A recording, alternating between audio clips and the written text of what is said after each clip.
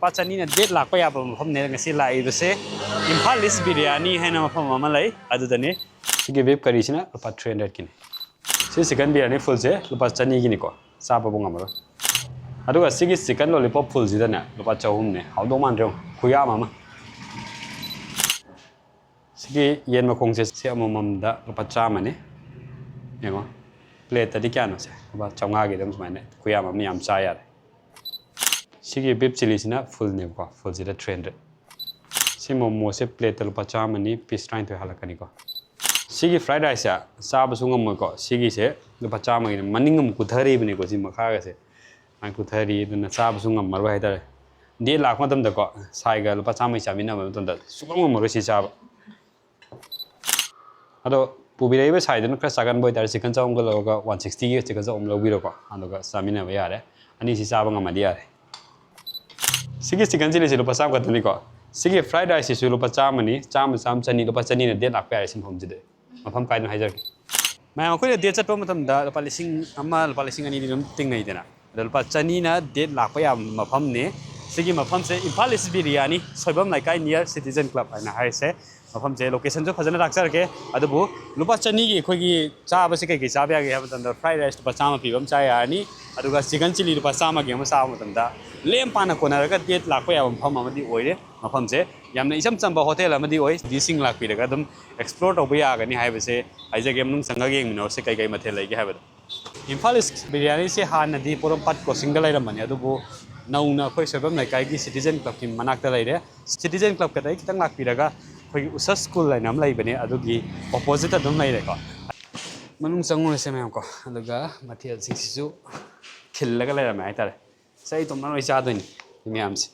wa khuya ma miam dra si tom noi cha doi ni de lakh pa da si ga sa ta raga ding ngone ham tan yek se si fried rice pa sam gi na ha ba doi ni ko si lai da aduga siga sonda chicken chili lupa sama gi ma ga hai ba doi ni sai do ani sina dum de lakh pa yare ado khoi gi cha tha ki sum yai ko kitara sigi se khoi gi chicken chow ga se ko si miam sing bio khuya ma portion jam ya ma ne ba ado si plate se manung ni yeng se ko sigi se am thi ya ma ne aduga atopa sida wings lai re wings se lupa chani gi lai ani sina chicken drumstick ni ko amom lupa sama ni lupa sanga gi ni si si ma nga wa ni ko ado ngasi di itom sama ngamoi ta ni na assistant kha pura la ise benjon san lai re dana lai re assistant ngata ni sa asima ni sa de ni ko Macam tu kadang ni. odela ai ngam do di man di da sa seng ga thamo na di fa do ma le hau ya de ko se mem sa ba se hau ro ge to ne ko ado si yam ya me po che kuyam ma the kuyam si phang mo mem loi cha ron pu thore ado bung ngam mo de ne ko si sa ma se ka ta ga sa ga le to le na mom lo la de ke bây giờ thấy em cha mà xem trầu thì thằng si momo hào luôn bên này đâu này hào vẫn chứ mà đang momo nằm trong trái tổ momo hào vậy hào cho cái đeo tiền của ôi đầm nào thì em sau mình hào vậy chứ cái đi nghe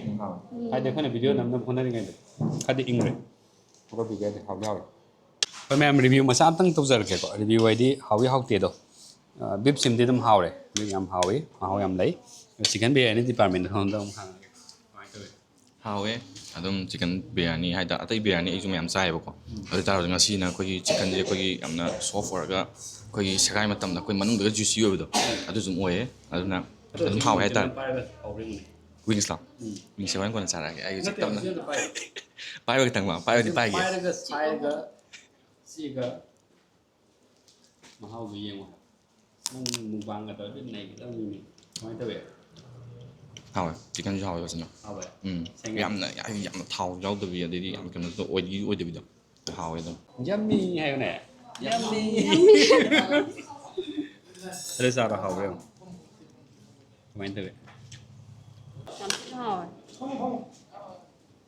mà yummy đâu đi xin Làm sao rồi? phải để xí cái chicken chili sẽ bao lupa chani gi date ko hai je na sai je lupa sama gi fried rice early lupa sama gi chicken chili Hào rồi. Ai đi fried rice cho phòng gần đi vợ. oh Phải rồi. Học tập với mẹ ăn thiên này. 진짜 하와요. 아도 낭이 시기 그노세 낭 쩌밤에 하이다 쩌음 당기 아이 트라이 떠래. 찌 하와. 아 진짜 떠래. 하와요. 여기는 해 가면다 하우테 코테 하라는 거 두이 다이다 아이 보는 거다 ngầm đi. 베스트 한 거에서 하우도 말 치간 야우더서. ai chụp tăng sao vậy mà háo yên mà sẽ quay đi ai cái này hay tao cái gì không ai tôi trong tôi nhiều niềm hò vậy. sau xe này có Thôi vậy.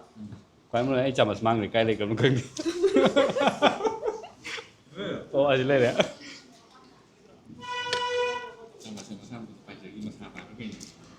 khó mà thôi thôi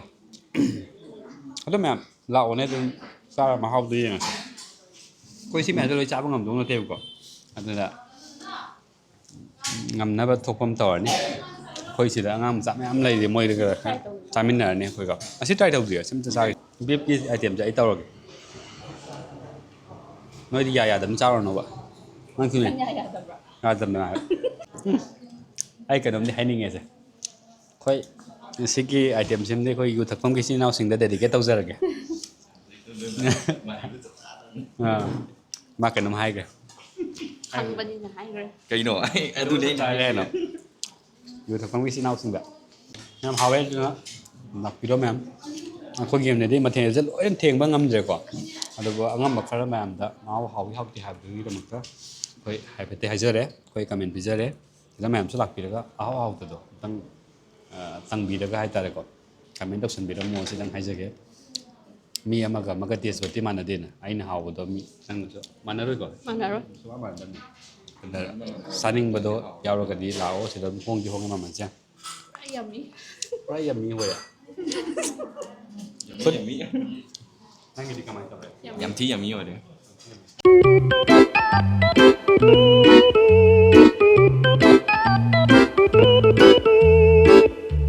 Khơi tôi kèm tờ xa đó là ổ hải cơ đâm này bà.